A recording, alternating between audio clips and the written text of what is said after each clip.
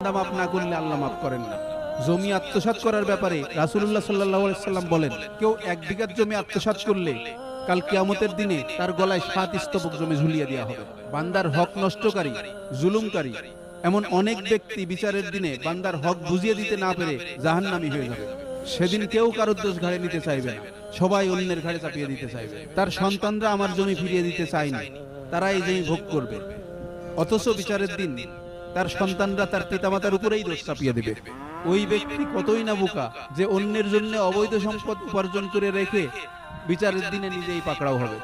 এই লাশ আটকে রাখা আমার উদ্দেশ্য না, আমি সত্যটা বোঝানোর জন্য এটা করেছি। আপনারা লাশ কবর দেওয়ার জন্য নিয়ে যান।